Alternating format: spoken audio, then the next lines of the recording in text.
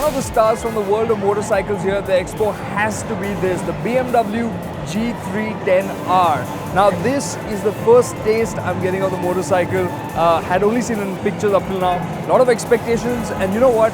You hop onto the saddle and it just feels so right. In the sense of the seating posture, the muscularity of it, it feels meaty, not too big, and the seating position is sporty, but still feels like something that will be very streetable. At the same time, we are expecting that the engine, the way the performance is, it will be very good motorcycle to have for everyday use, will be comfy even on the suspension setup. So very nice all-rounder kind of motorcycle. In terms of pricing, a lot of people are expecting it to undercut the KTM Duke, or at least match it, but I think it is going to come at a bit of a premium. It's going to be more expensive than the Duke 390, maybe as much as about 2.1, 2.2 lakh rupees, but that should still make it a really attractive motorcycle.